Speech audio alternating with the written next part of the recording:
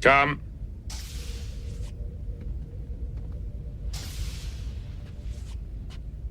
Ensign Ro has some things she'd like to talk to you about.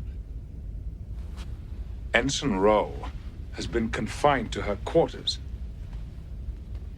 Well, she can go back to her quarters when she's done. Guinan, I don't know why you're involved in this, but She's my friend. please sit down.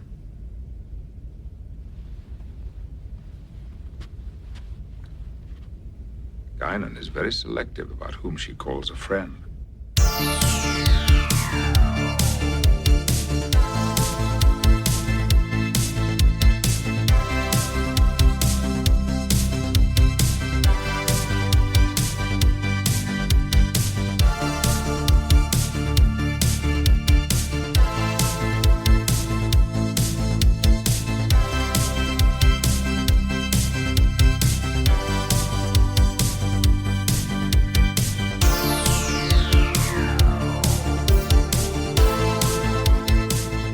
Welcome, everyone, to Deep Space Pride, a gay Star Trek podcast. I am one of your hosts, Johnson, and with me is Mike.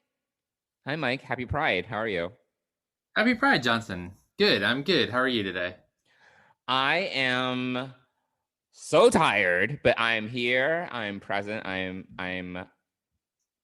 all. You have my full attention. All right. My laptop, my work laptop, is open, but you have a full attention. All right. Well, happy Pride to you. It is June, and here we are. It's June 2nd, 7:20 p.m. Eastern time.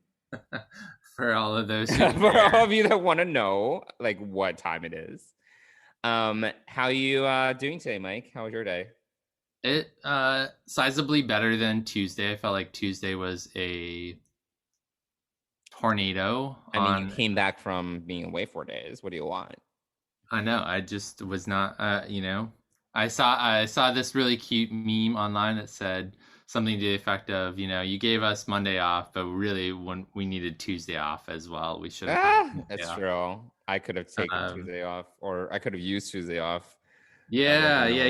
Tuesday was a little rough, but Wednesday is a little bit smoother, and some things got done today that I'm good, like off my plate done type thing. So super happy about that, and and it's Pride Month, and it is. Yeah, I'm excited. We talked this morning about something we're gonna do for the month of Pride, and so yeah. I mean, we're not going to New York City Pride Parade, the New York City Pride Parade, because that's not happening. At least, right? No. I didn't mean. A. Are going to Fire Island? Is that what you're talking about? Yeah. No, we're not. Fire Island. I don't have plans. It's not my jam. It's not my scene. Have you been to Fire Island? No, but I've seen photos and videos. I'm like, I did not want to be there. Oh, okay. Yeah, it's too many people. Well, in places it might be, but yes, but you also don't like the beach, right? I don't like I don't like beaches. I don't like, being by the water, lake houses, things like that. So I don't think Fire Island really does it for me. And the wild parties wouldn't. It's also not my jam. Yeah, I don't think, I've only been to Fire Island once or twice. Okay. Once, maybe. Okay. Maybe twice. And we were with a group, and we cooked dinner at night. We hung out together. Did you go to an underwear party? I didn't. No, we did not. No. That's not your thing? That is not my thing, no. Just checking. This was several years ago, but it was a before good time. Dennis. Yeah, it was before Dennis. Yeah, okay. And it was my first time out there, and it was good. We cooked dinner as a group. Bringing food over was, some of us brought some food over. We picked up a few things at the market, but it's all about community, and it doesn't have to be about these parties, and it wasn't a busy weekend either. In fact, the week that I went, it was after the big week and weekend. So we got there and pretty much everyone had gone. So got it. So it really depends, but hanging out, just certain houses. We had a pool, which was nice. We had that to kind of enjoy, and yeah, it's just a different vibe out there. I don't like pools either. But more power to You you. can work on the list of the things that you do like, because Oh we my talk God, a lot about, it's like few and far between. I don't know what to tell you. you know, It's a very limited list. we need to come up with the list of things that you do like. It's a very tiny list. Yeah. So no, going back to my thing about Pride. No, we weren't. You and I this morning were talking about Pride and what we'll do on the podcast for the month of Pride. Okay. Remind me what we're doing. And also / list let our listeners know what we're doing. I understand, Mr. Spock. The glory of creation is in its infinite diversity. And the ways our differences combine to create meaning and beauty. Sure. So, you know, I came up with this idea that we would tackle a question that relates to our LGBTQ-ness and Star Trek. So, you know, it's sort of just a little bit about our story and how Star Trek fits into it. You know, it can be characters, it can be episodes, it can be feelings or thoughts or things like that. And this week is a very generic question. It is a generic question. But I think that the answer... But it's a good, like, gateway question. Yeah, it's a great gateway question. So yes. It's sort of like the we did not come up for a name for this. It's just kind of our Pride Month discussion. So each week we'll have a question and we'll pose it to our audience. And once we figure out how to get... Wait, do we want our listeners to respond to us or something? Yeah, absolutely. You know, I think it would be great for our LGBTQ listeners to share the answer to this question. To these questions. If you're not LGBTQ, please don't engage with us on social. No. I mean, we do enjoy engagement with that, but I think the questions are going to be geared towards the LGBTQ community. So, sure.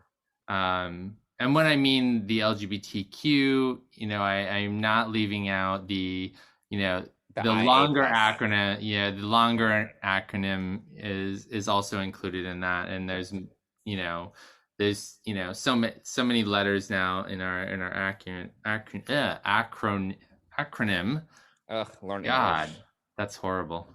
But we want to include it for everyone, because I think that us as LGBTQ viewers of Star Trek have a certain perspective on what Star Trek means to us. And so that's what we're going to talk about. We're going to have a question each week, and we hope that some of our listeners will get back to us. And when you do, we're hoping that either you'll record an audio clip that we can play into this. Oh my God, that's asking for a lot, or we'll share it. We'll share some responses, however it works. I was like, can we provide less of a barrier to entry for people to actually engage with us than to record an audio clip and share it, please? No, it's not that hard. We'll take anything. We'll take anything. There we go. All right, we will take anything, absolutely. Yes. But we would like you to be part of this discussion. And so for this week, the second day of Pride Month, this first episode in Pride Month, I thought the question, a nice, easy entry question. Although I still have to think about it, though. I still have to you did. Well, it does. So these questions do require some thinking. So here's our first question for Pride Month. How did Star Trek make you feel about being LGBTQ? Once you knew that you were LGBTQ. So for us, it's once we knew that we were gay, which happened at different times in our life. You know, I think younger people that grew up more recently in the last 20 to 25 years would have a different answer for this than for us, who came out at different times in our life. So I'm just excited to kind of engage around these ideas of what Star Trek has done well for us as LGBTQ viewers. So, do you want to start off, or do you want me Sure, I can start off since you asked the question and you also thought of the prompt. I can begin. And I gave you plenty of time to come up with this answer. I didn't. I know you gave it. Okay, you gave me this question this morning, and then I had 8 hours of meetings, and 8 hours later, I was like, okay, let me think about this question. So, I'm trying to not be redundant because we've talked about our experiences with being gay and Star Trek in the past, like, National Coming Out Day was in October or something like that. So we had that. And I think our first episode, we also talked about a little bit. So I was trying to think of, I was trying to come up with a slightly different angle that is still true to my experience with Star Trek. But as a refresher, I did come out a little bit later in life, not later, but I came out in college. So it took me a while to really realize or come out to myself and then start coming out to others. And honestly, it wasn't even until my early 30s that I came out to in a broader sense, after coming out to my parents. That kind of opened up the gates for coming out to a larger population, I suppose. So I would say that, like, for me, when it comes to Star Trek and how it resonated with my coming out process is, I think the interesting about Star Trek is that the matter and issue of identity is kind of like not a really big issue.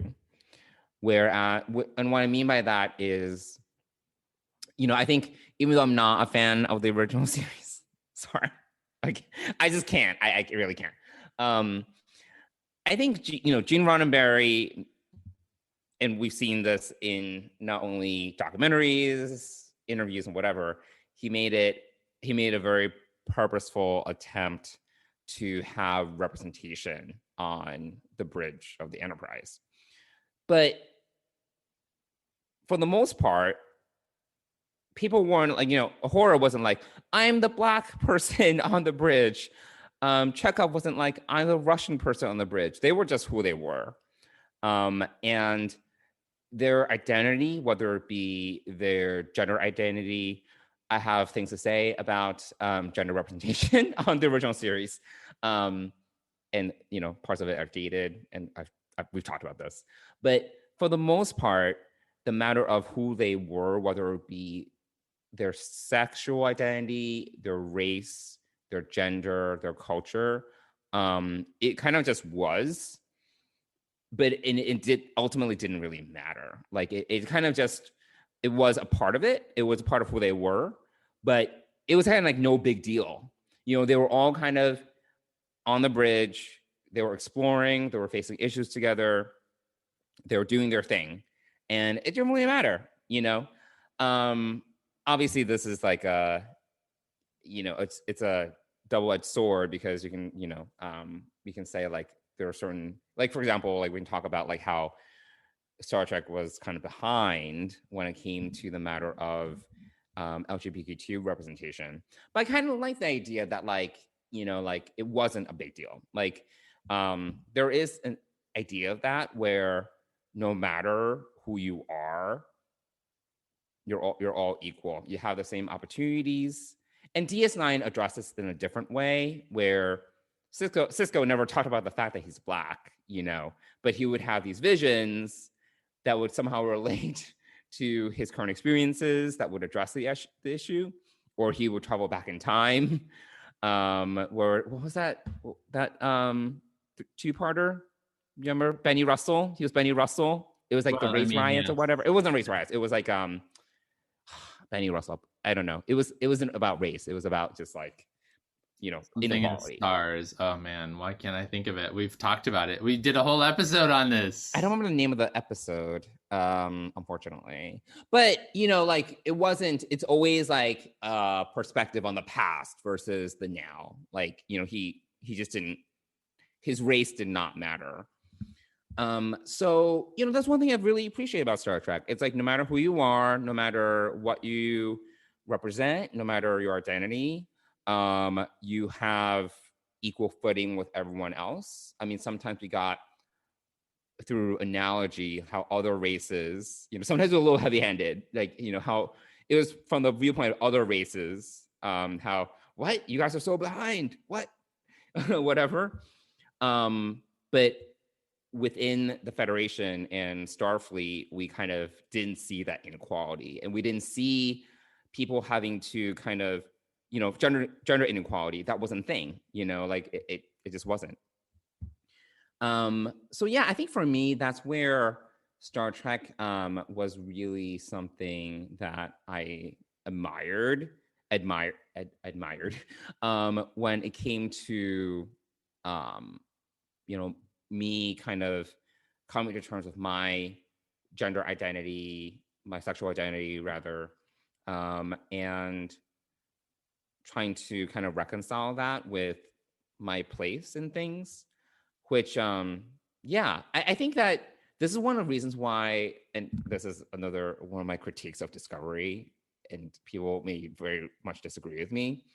I didn't like how Adira, first of all, there was also fanfare around Star Trek finally getting like LGBTQIA characters on the show, but then Adira had to come out in a way to Stamets, and I was kind of like, I get it, I get what Star Trek's trying to do here, but in some ways it's almost backwards to me how they had to come out in a very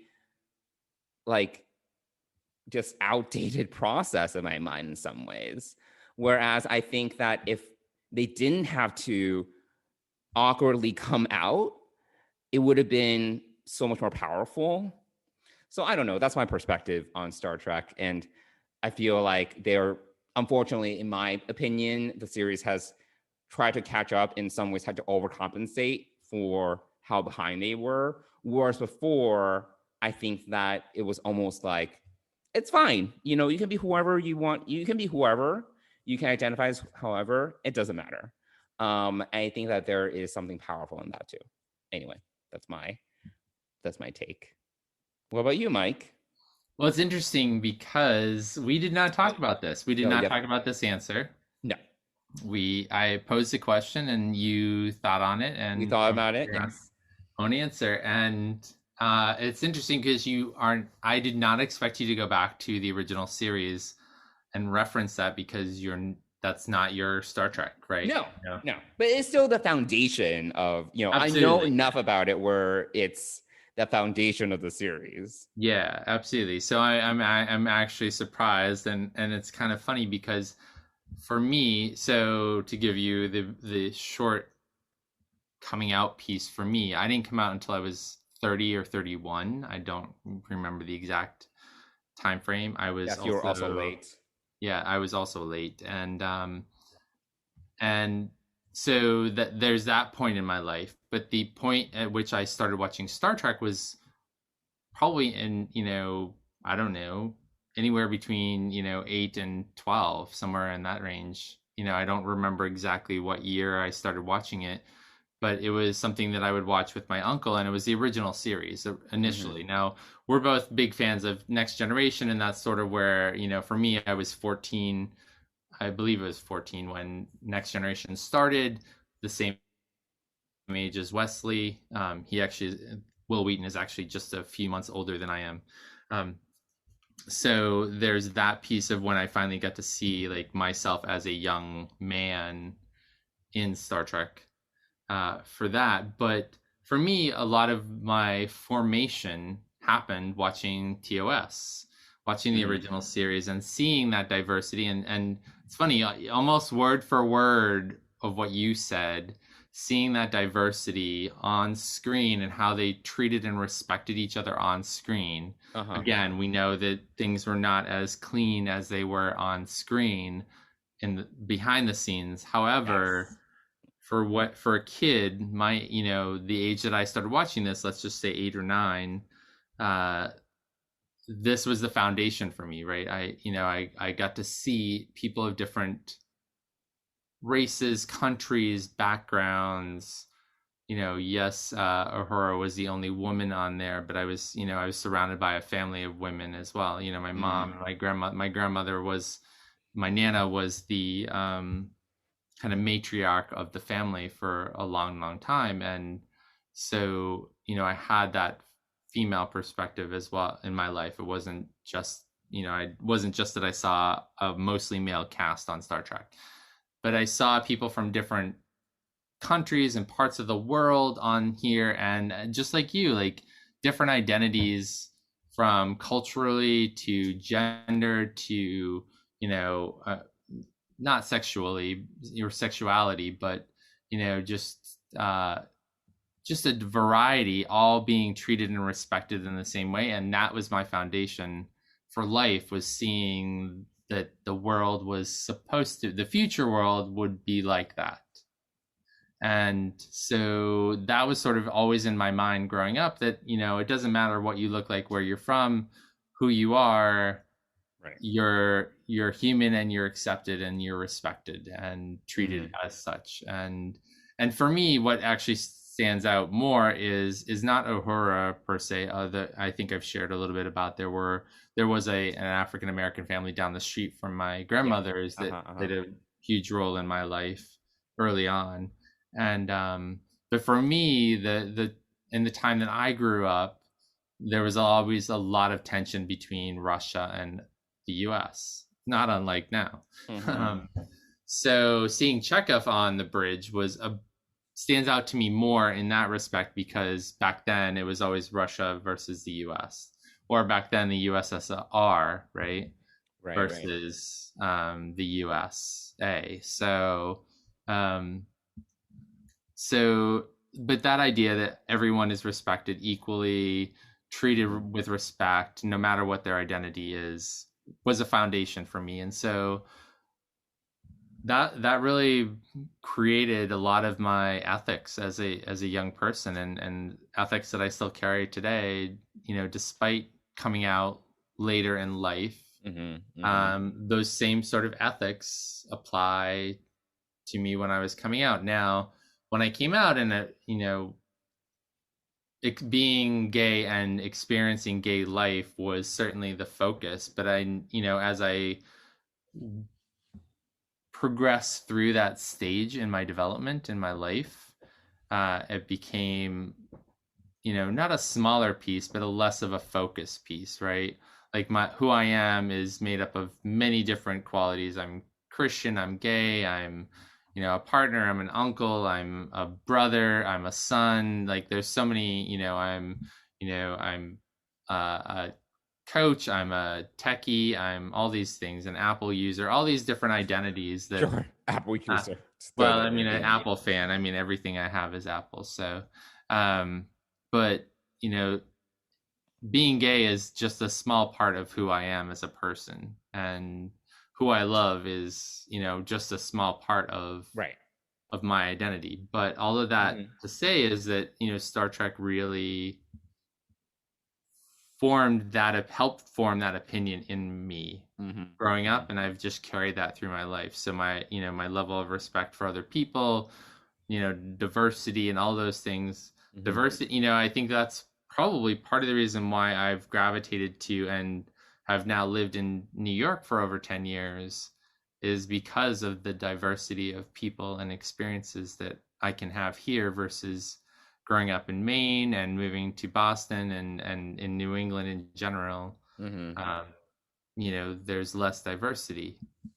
So I've found that my life experiences here in New York have really expanded much beyond where I grew up and how I formed, and my experiences coming out and all of that. So and Star Trek played the foundation for that. I think it's not until Discovery, obviously, that we see our first gay main character, a gay couple, in fact.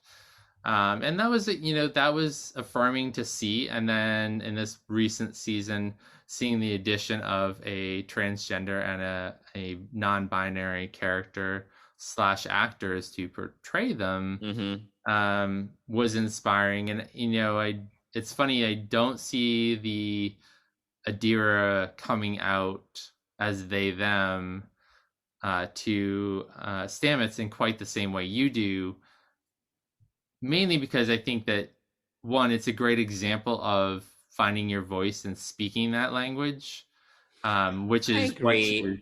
I just think what that you're doing. if it's like what it's they're in the 31st century now, right? Adira is a 31st century citizen.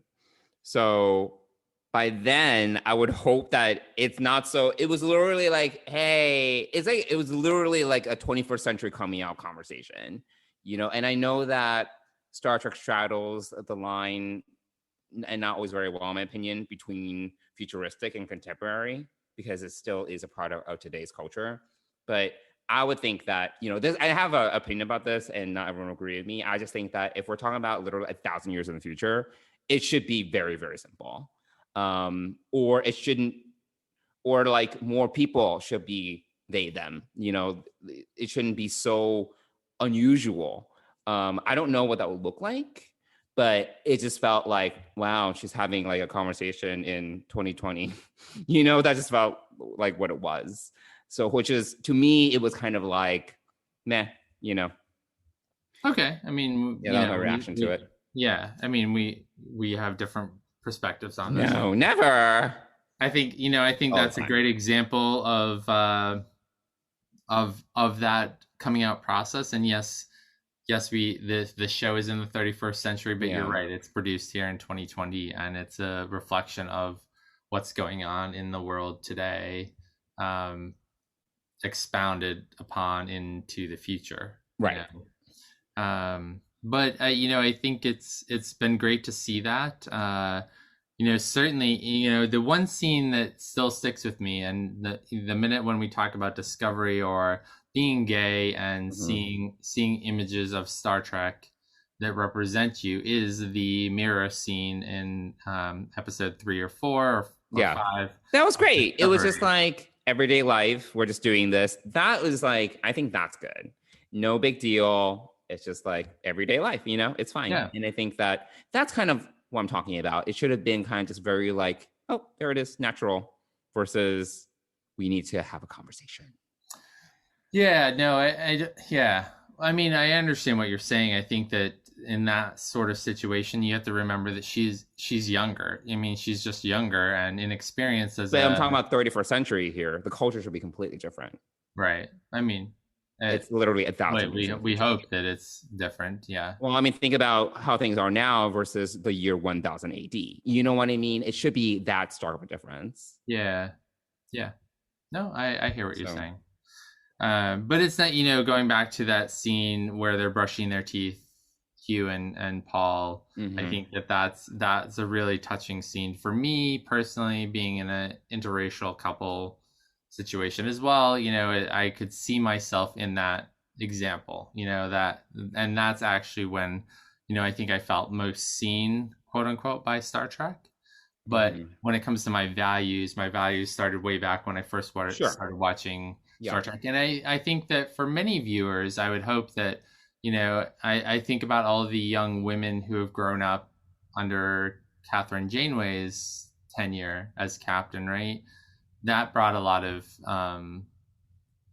of focus to women leaders and to that same piece. And I think that's an important thing too. Like, so I think you can find value and values in Star Trek that align with the LGBTQ experience. Yes.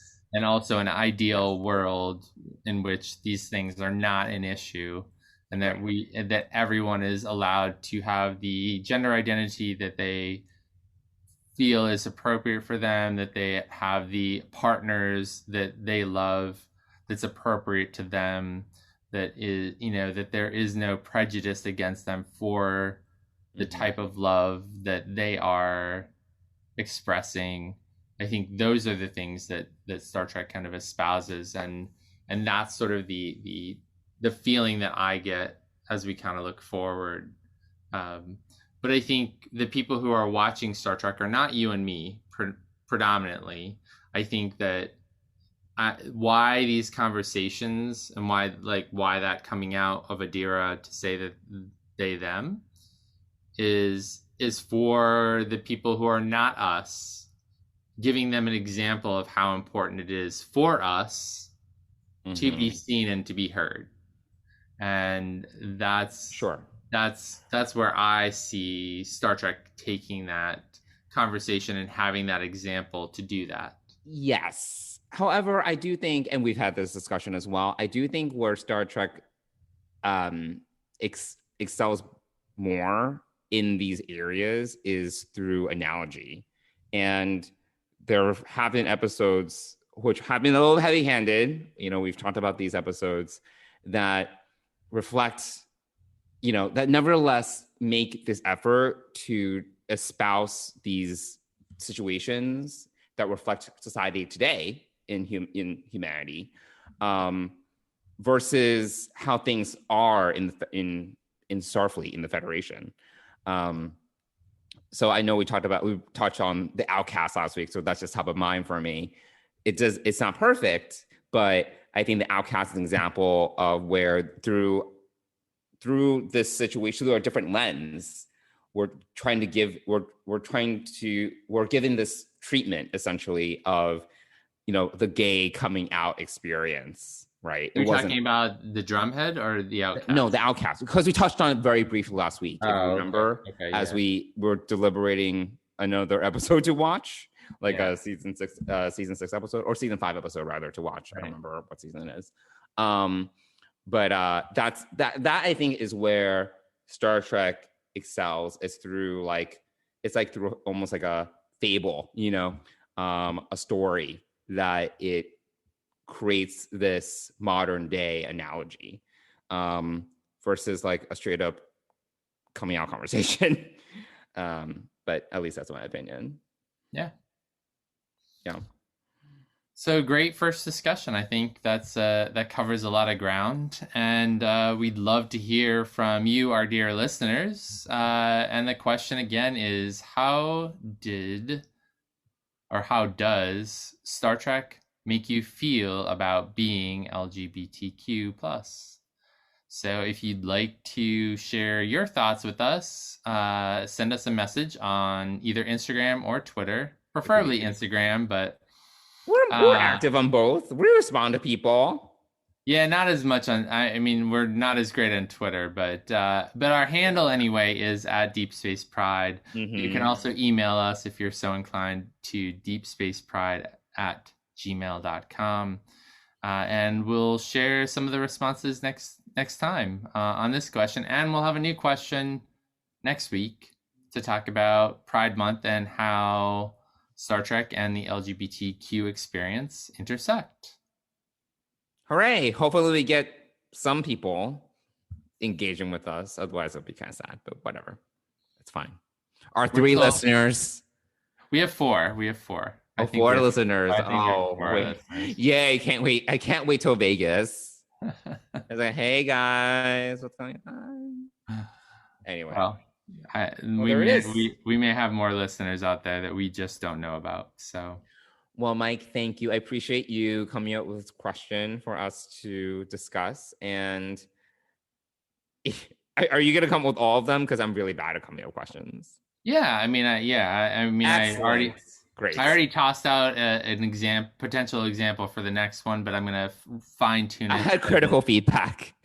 What? But I think that was the one where I had critical feedback or something. I don't remember. Well, I said it wasn't perfect out of the get-go, and I was like, this is dumb, but I didn't say that. You didn't say that. No, but clearly now you did. No, I'm much nicer than that. Okay, so why don't we move on to our next segment, unless Mikey had any other thoughts that you want to share with our audience? No, I think this is a good segue. Go ahead. Okay, great. Yes, it's a great / potentially awkward segue into the main topic of our conversation today, which is the continuation of our series, where we are talking about the underappreciated episodes of The Next Generation. We never really defined what underappreciated means, and we didn't get called out for it, but we certainly had 1 or 2 folks on social at least mentioned that they didn't think that the Drumhead was an underappreciated episode. And then I had to be like, okay, you know what though? We say literally in this recording or the previous recording that we never put parameters around what underappreciated means. Does it mean, I don't think it means like people didn't like this episode. I don't, at least I didn't take it like that. The way that I took it was, this is not an episode that people really talk about as like one of their favorites. And it's not like best of both worlds, like, or the inner light, or I don't know what's Yesterday's Enterprise. Good job. Yesterday's Enterprise. Instead we're talking about Tin Man, like, so not that this is a bad episode, it's just not fondly recalled. At least that's how I defined it. I would say, I would agree. I would say that these are episodes that, you may come across in like scanning for an episode to watch. It's like top 50, top 50. Yeah, I mean, we're probably in our, right. We're probably in a, not top 10, Right. Yeah. It's, top 25, top 50 episodes. Yeah. So this week was my choice, right? Yes. Yeah. You were to like, which one? This was when you were saying like, oh, should we talk about the Outcast? I was like, no, the Outcast is oftentimes in the discourse. So I don't think the Outcast is underappreciated. So I shot that one down, and then you picked this one. Yeah, I did pick this one. So this week we're going to be talking about Ensign Ro. Am I disturbing you? Yes. Good. You look like someone who wants to be disturbed. I'd rather be alone. Oh, no, you wouldn't. I beg your pardon? Well, if you wanted to be alone, you would have stayed in your quarters. The only reason to come here is to be amongst people. Who are you? My name is Guinan. I tend bar, and I listen. Huh. You heard anything interesting? Everyone's talking about you. Heard anything interesting? Mm-hmm. Well, it's all true. I believe truth is in the eye of the beholder. Isn't that supposed to be beauty? Truth, beauty, works for a lot of things. Which I do think is, by probably many definitions, like an underappreciated episode. It's definitely not. Is it even top 50? I don't even know. I don't know. I mean, it's certainly not like, oh, one of my favorite episodes ever. I wouldn't say that either. So I do think but I would say that I've watched this episode now twice in the last. I watched it twice. Yeah. Yes. And I've enjoyed it both times. Yeah. It's a good character story. Yes. So let me tell you the description. Yes, I was like, can you please let our listeners know what this episode is about? So this is episode 3 of season 5, and the description is: a new officer, Ensign Ro, hence the title of the episode, is enlisted to track down a band of Bajoran terrorists. Yet Ro, a Bajoran herself, must first win her crewmates' trust. So I have to say, because I watched this episode, I don't remember the first time I watched this episode, but I rewatched this episode like a few months ago or a couple months ago.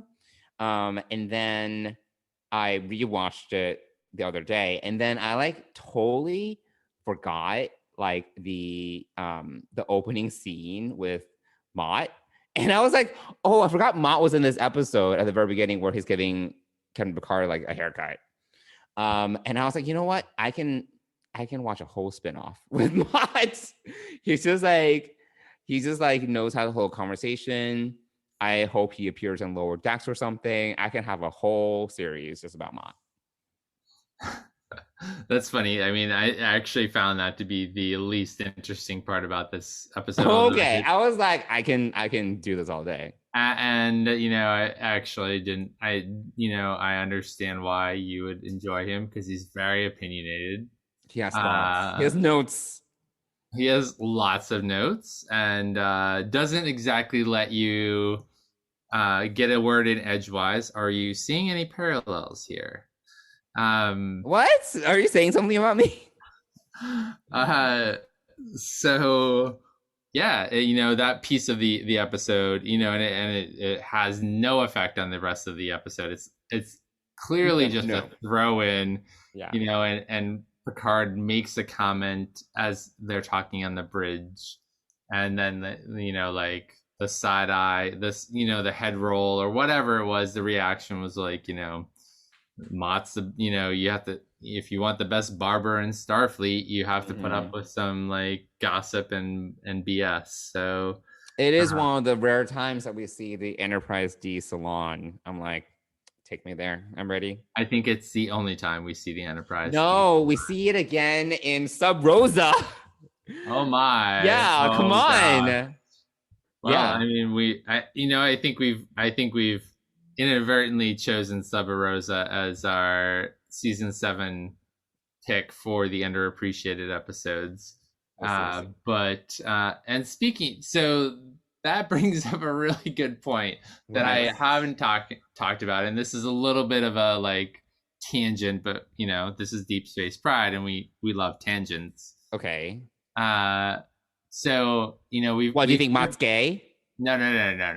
Oh. You and I have had a little bit of discourse about Gates McFadden's new podcast. Mm-hmm. And so this is funny enough.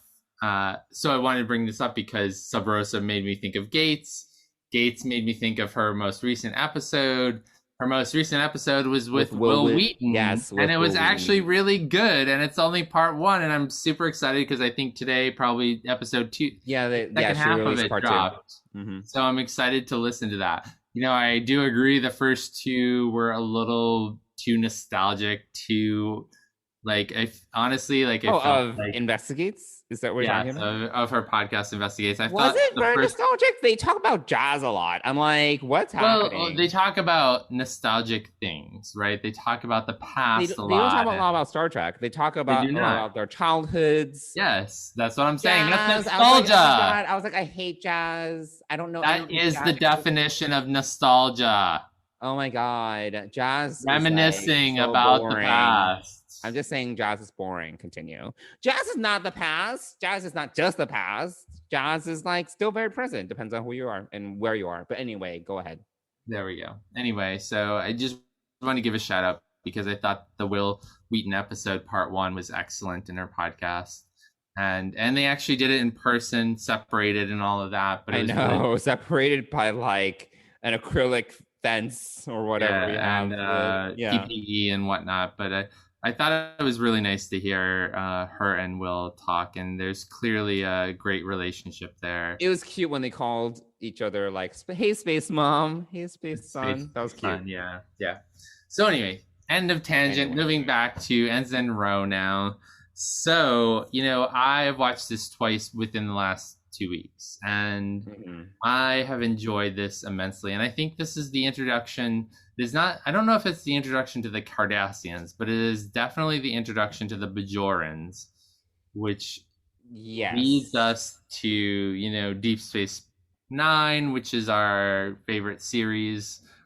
I think they're still trying to figure it out because they kept on being referred to as the Bajora. I was like, Bajora, yeah. I was like, who are those people? Who are the Bajora? Yeah. Please share more. Right, yeah. So this is definitely the first episode of the Bajorans being part of the Star Trek universe.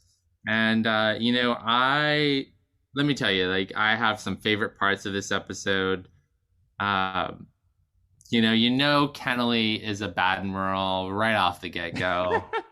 I'm using a Discovery moniker for a next generation episode, but, the Admirals are always a hit or miss. It's like, you have no idea what you're going to get.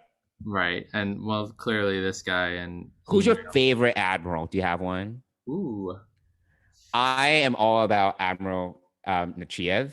Do you know what I'm talking about? Oh, yes. Strong woman. I can use so many strong women. She's such a bitch, though. What? Are you calling her that just because she's a strong woman? No, I'm not. I mean, I think there's a difference between being a strong woman and doing it. How is she bitchy? How is she not? She is always bitchy. She just has thoughts and opinions, and she's not afraid to exercise her position.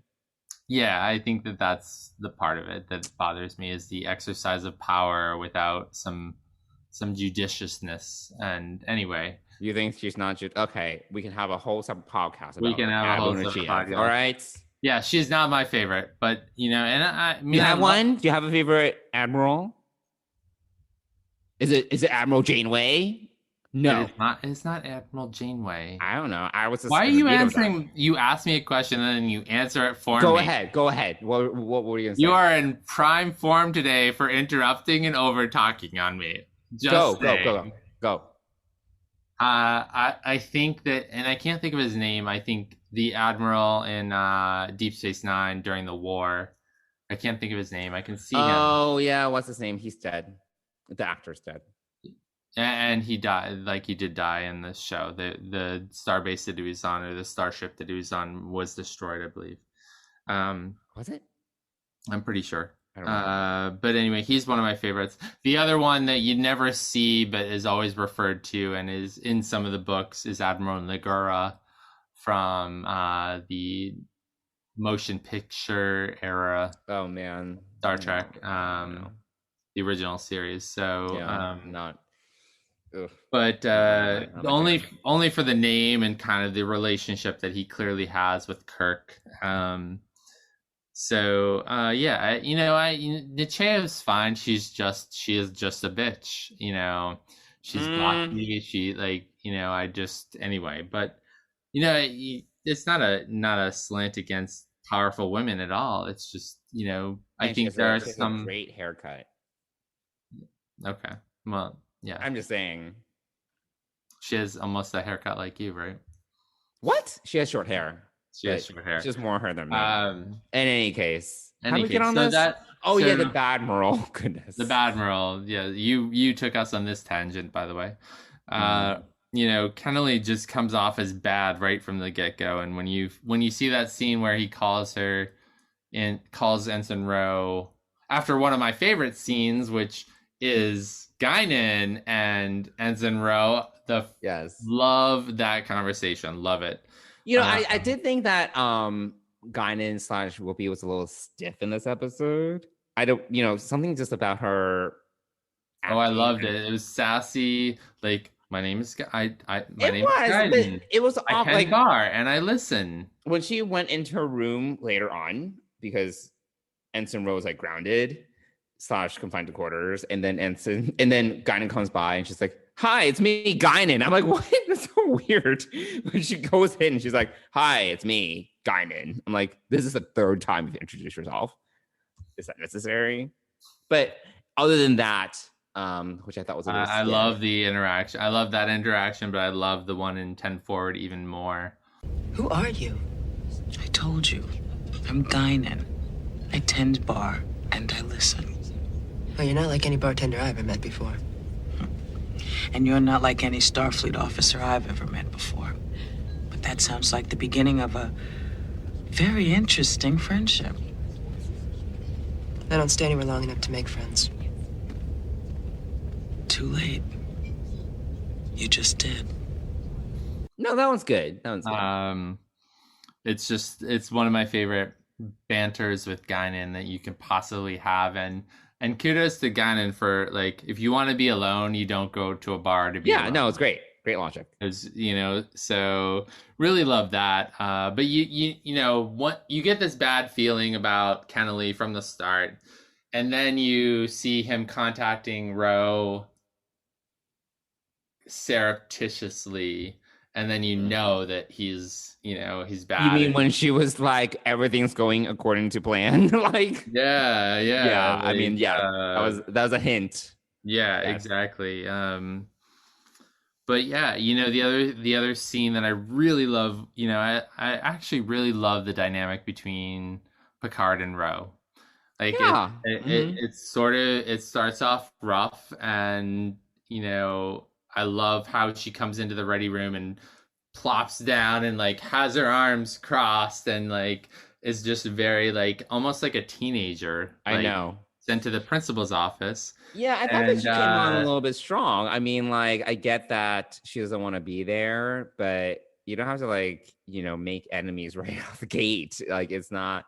Well, I mean, to be know. fair, Riker is not the most welcoming. No. Picard has a strong reaction as well, which he discusses with Kennelly. But they're not fans.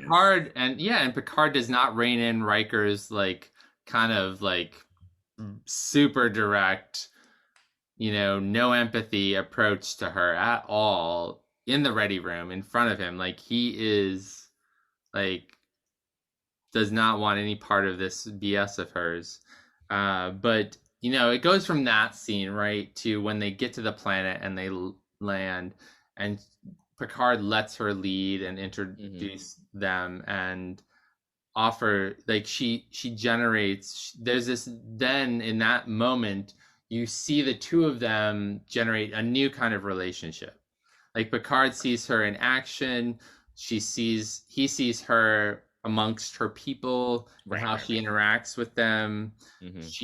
I love her little jibe at, what do you think, Ro? And Ro's like, I think you're a little enjoying this power a little bit too much. Eve, I think you need to listen and shut up.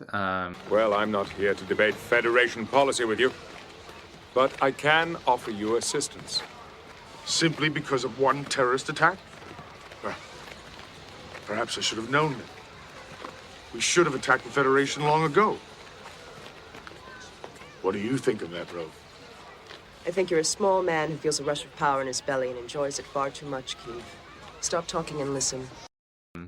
So I like that approach, and that's sort of where Picard and Ro start this relationship, right? This almost mentorship where he sees what Guinan saw already and what Guinan has to bring back to Picard's attention after she goes AWOL and does her side mission. And has to, and I love that Guinan brings her to the ready room, has no regard for proper protocols or anything, which I love. Yeah, I don't know how she got her out of. Guinan just has free reign wherever she goes. I love it. Let me just tell you as a side note, I am super excited to see Guinan in Picard. Cannot wait. I hope that she's in multiple episodes. I'm like holding my judgment. I know, yes. You always are clutching your pearls as to what will happen next. But I am super excited to see Whoopi Goldberg back as Guinan and also interacting with this new Picard. I just can't wait. And this is how much I love Whoopi Goldberg. This is how much I love the character of Guinan. I love this. It's just like obviously Whoopi Goldberg has aged while Guinan's supposed to be. Yeah, but they all have. I mean, everyone has. It's been 20 years. Oh yeah, sure. But when we saw her in Time's Arrow versus like now, even though it was like 300 years, no, even longer. Yes, even longer. Sorry, 400 years or so. She was like same, Yeah. So it is what it is, obviously. There's not much you can do about that unless you recast the parts and or use a lot of CG. Which is which in thinking about that, I think that that sort of CG has had limited success. Limited success, yeah. Data looked a little bit like stiff, like in Picard season 1. It's just hard. It's hard. No, and I was even thinking like how they've used CGI to soften, to create Princess Leia and oh my god, in Rogue One, and Tarkin in those were just like basic. Those are like completely CG characters. We're not even talking about like, let's make them younger looking. Right. It's taking known footage of them and putting it into, yes, exactly. So anyway, I'm super excited to see Guinan. I think that this is a. I hope they don't ruin her character. I don't think they will. Let's see. They didn't ruin Picard. I don't think they're going to ruin Guinan. Picard was fine. I have thoughts, but it's okay. You have thoughts about everything. Do I? Yes, you do. Okay, continue. Everything. So, I think there's a lot of great scenes in this, and that it just the action and the story just propels itself really well. This is once you get past the Mott thing and which I liked. Yeah, whatever. Totally could do without that. Totally. Once you get going, once they approach Starbase 1 as Starbase whatever, Lyra or whatever. I don't remember. Wait, what was it? The Starbase 1, the one in Earth from the Enterprise. They were at Starbase 1? No. The image of the space station that was it? It was Space Dock? Yes, that was Space Dock. Oh, I didn't. I wasn't really paying attention. Yes. Oh, I didn't realize they were at Space Dock. It is the same. All they did was scrub out the original Enterprise or the refitted Enterprise. Oh, that's so interesting. And it wasn't even. It was the same shot as the last time they went to Starbase, which may have been during not McKinley Station. Sorry, when they went to during 10011001. All right, that episode. I did not notice that. Yeah, that's all Starbase. I wasn't paying attention. / Space Dock. So, Space Dock. it's again, it's saving budget money right there, and bringing up an old screen and then using it. So same shot. Yeah. So okay. Other than that, I once the action gets going and once Ro gets on there, the story just is really well written. It propels you through the entire episode. You aren't sure what's going to happen. You see what happens. It's still like the way that Picard interacts with Kennelly after it's kind of all figured out. Yeah, he's like, bitch. Yeah, it's like, yeah, you're owned now. You're owned. Yeah. I thought it was a great, a lot of great interactions here, and it's really a Picard Ro episode with guest starring Guinan and then this Badmiral and some Bajorans, which we get to see what Bajoran life is like prior to during the occupation. Yeah, during the occupation, prior to Deep Space Nine. So I also very much like this episode, and as you said at the very beginning, it is I thought it was a great character centric episode, like a character building episode, and we don't often get another Starfleet officer that's kind of like this, that rubs the crew the wrong way and creates all this friction. And she comes in guns blazing a little bit, which I think was okay, which I get. She's very defensive, but I like it when she becomes more vulnerable, especially when she kind of admits to Guinan in that scene in her room where she's like, yeah, I'm in trouble, I don't know what to do, and Guinan's like, you can trust Picard. I really liked the development of her character and her story arc in this episode. I thought that her evolution was very believable. I did think that by the end, where Picard was like, there's there's a spot for you on the Enterprise, I thought that was maybe a little fast, but especially given how her background is not erased, right? She was still court-martialed. She's still caused this disastrous away team mission. It's not like that's forgotten or forgiven. So I do think that, sure, you develop sympathy for her, and I can see how Picard develops sympathy for her, but to then kind of do this about face, I thought was a little fast. But I was also kind of okay with it. But yeah, I really just enjoyed. I like Rolaren as a character in general. I think that every episode she's in, she usually has a decent amount to do. She usually plays a foil. I think she's in the next episode or 2 episodes after Disaster. And I don't know if you remember that episode that well, but basically Deanna Troi is left in command of the bridge, and she needs to figure out what to do. And Ro is just separate the saucer and leave everyone else to die. That's basically what because the warp core is potentially critical, and she's very pragmatic. She's okay, there's no way for us to get anyone to engineering to fix this issue, so you should save as many people as you can and fucking separate the saucer, you know? And of course, Deanna's like, no, let's like, we need to give them a chance, whatever. And then obviously the Enterprise is saved. But I do like this aspect of her where she is not, she's not afraid to kind of go against the grain and to kind of speak her mind. And even if it is against a superior officer, like she doesn't care. She doesn't give a shit. And I mentioned this in a past episode, but I also recently watched Preemptive Strike, which was Ro Laren's last appearance on Next Generation. It was also the penultimate episode of TNG. But, you know, she, in that episode, I don't know if you remember, and spoilers for people that haven't seen this episode, she joins the Maquis. Like, she decides, because she's supposed to, like, infiltrate the Maquis and kind of suss them out, and then basically deliver them to Starfleet.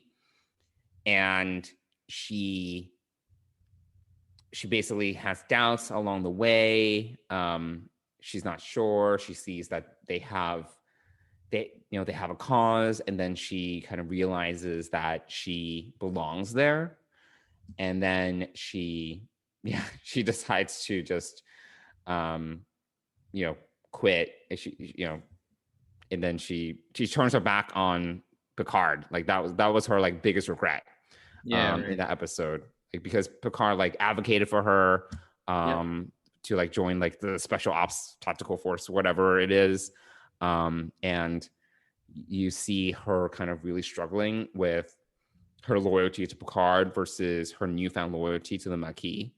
And in the end, like, she goes with what she thinks is right. So I think that it's like she's a really interesting character. And I think it's too bad that she didn't get the opportunity. You didn't get to see more of her in Deep Space Nine, because there was the potential for her to kind of become Major Kira's character. But I also love Major Kira, so whatever. So it's okay. No, I was thinking the same thing. I was like, I mean, Major Kira is essentially formulated on Ensign Ro. Oh my god, Kira is such an amazing character that I absolutely. Yeah, no, I'm glad that it didn't work out. But originally, Michelle Forbes's character Ensign Ro was the template for, and possibly even, I think she was offered the job to go. She was. She was offered the position and she turned it down. So she didn't want to do like a full series or whatever. But yeah, no, great character. Really good episode. Slightly underappreciated because it's not like one of the top tier ones, but yeah, it's I think similar to Drumhead, it's a very interesting self-contained episode. You get to get a little bit more insight into the characters. We get introduced to a strong female character, and I don't know. Yeah, the only other thing I wanted to add that you said, and I think that I wish they had kind of explored this, is a little bit about what Guinan said to her, which is true. She didn't defend herself at the court martial. So I feel like, that is part of Ro's story, is that there's some information that is left out or that's glossed over in that whole situation that she just took the blame for and decided to give up and not fight it. Or so there's always this little bit of a question as to what happened on Garon 2 as far as everything that occurred, that to take the blame for 8 people dying and what little detail we get about the whole incident, it seems like a lot. But she sort of laid down and kind of let it happen, let the court martial happen, probably out of an abundance of guilt, but not necessarily an abundance of blame.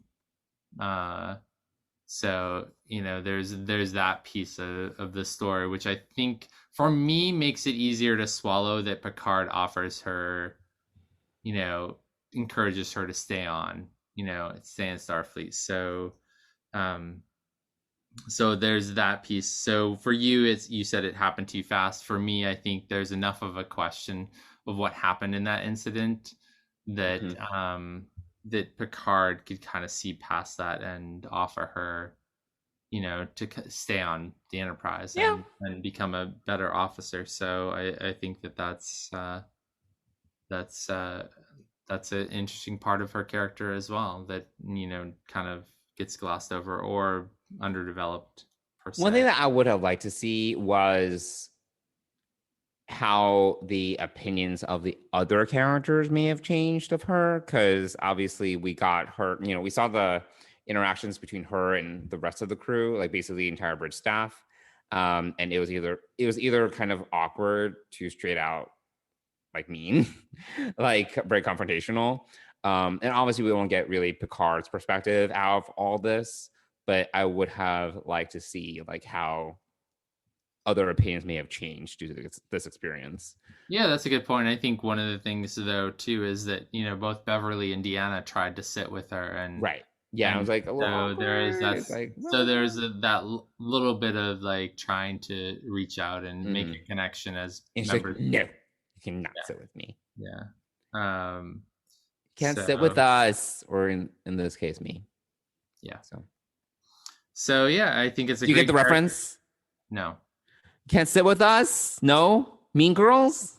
Oh, yeah, it's been a long time. I mean, I know. Oh my God! Now you say that, I get it, but I don't have Mean Girls memorized in my head. Oh my gosh! There's only so many references to Mean Girls that you can't sit with us. Don't try to make fetch happen. It's not going to happen. No, nothing. The fetch piece, I don't understand. Oh man! All right, it's over. It's fine. I want to revoke your gay card. Oh wow! Okay. Yeah. Come on, Mean Girls. That movie is 20 years old as well. All right. You know what? We're talking about like a franchise that's like 50 years old. So whatever. Right. Yeah. So there we go. Speaking of, that's a great segue into what? Into our sponsor, Fansets. Oh my God! Oh yes, Fansets. How's that for a segue, right? Look at that! Where is this going? That's so awesome! Wow. Speaking of anniversaries, right, and years apart, so Fansets is a sponsor of Deep Space Pride, and yes, they are the Trek Geeks Podcast Network, and they just launched yesterday the anniversary collection of pins, and they are pretty cool. Isn't it like many ships or something? Yeah, it's many ships attached to like a number of whatever anniversary it is. So it's the 7-pin anniversary collection, and it's 7 pins. If you order them all together, you get the bonus pin, which is a nice yellow, red, and blue background on. It looks like it looks more like the JJ Enterprise than it is on the original Enterprise, but it's hard to kind of make out for sure. But to me, it looks more like that, but I could be wrong. Okay. So yeah, so this 7th anniversary pin collection came out yesterday. It's the 55th anniversary of Star Trek this year, which is we are going to the 55-year mission / STLV convention. That's our official hashtag, by the way. What is STLV? Oh, interesting. Yeah, I was like, okay. I don't know. But they can no longer say that. They can't use that. They can use STLV. They just can't say Star Trek. Yeah, right, exactly. So awkward. But I also didn't, I do know that it's the Enterprise, Star Trek Enterprise's 20th anniversary, which I continue to enjoy my rewatch. I am now in season 2. Oh, yeah, look at you. Enjoying that. So that's of interest to me because I really am loving this. And I think, honestly, like I'm thinking about the Trek Geeks and how they do the see it or skip it. And I think I've come across my first skip it, even though I suffered through it. Which episode was this? A Night in Sick Bay. I actually didn't hate that one. I mean, I don't hate it. Archer was a little annoying, but yeah, Archer is very annoying in this one. I thought it was alright. Yeah, so it's the 20th anniversary. So they have a pin for the 20 years of Star Trek Enterprise. I did not realize it's only been 5 years since Star Trek Beyond. I did not realize. So these are interesting to me. So it's 35 years since Star Trek IV: A Voyage Home. It's 30 years since The Undiscovered Country. And it's 25 years since First Contact. I did not realize. So within a span of 10 years, you had Star Trek 4, 5, 6, Generations, and then First Contact. So what is that? That's 5 films in 10 years. Yeah, it's a lot. I did not realize that. Plus a show that, just went off the air right before all of that. They're really cool pins. I do really like the yellow, red, and blue background backsplash that's sort of in the shape of, it's behind the Delta, right? The Starfleet Delta. But and interestingly enough, they still use that Delta on Enterprise, which they didn't really have that Delta back then.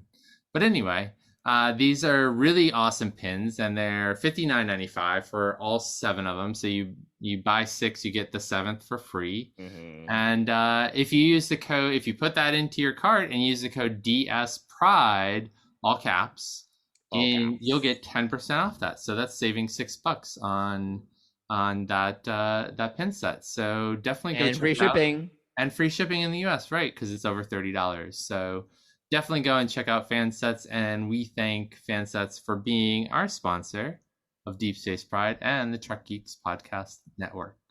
Thanks, Fansets. All right, I think that does it, right? I mean, I think so. I thought that was a lot of talking, but yeah, I think that we covered a lot of bases, unless you had anything else you want to share. No, I think that's good. That's a good place to wrap it up. Well, you need to think about next week's prompt/question so that we can continue. I have a start series. for it, but I'm going to refine the question. question. Wait, we forgot to talk about what we're going to discuss in our next episode. Oh, right. So we're moving on to season 6. This is rapidly progressing, this series. And we're going to watch Schisms. We're going to talk about Schisms. Yeah. It's kind of like a creepy episode, which I like. It is, yeah. And I guess it kind of semi-stars Will Riker. At least he's one of the central protagonists that things are happening to. Yeah, we were talking, and we haven't really focused much on Will Riker in our podcast, so we're going to spend some time talking about Will Riker. Yeah, just a little bit. I mean, like, he has stuff to do at least this episode. So, yeah. Yeah, sounds good. So that's next time, and we'll have that, and we'll have another Pride prompt. Yeah, and we'll see if we get any listener mail. Yeah, let's hope we get some listener mail. Cool. All right. Well, thanks for joining us, everyone. We'll see you all soon. Thanks, everybody. Have a great week. Bye.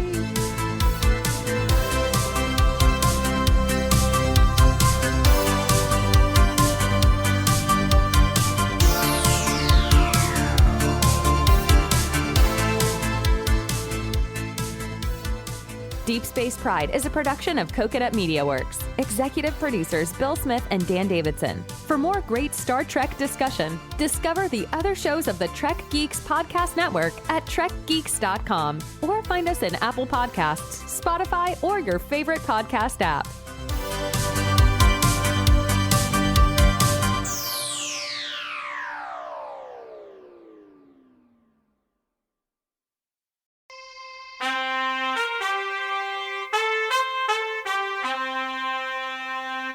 Coconut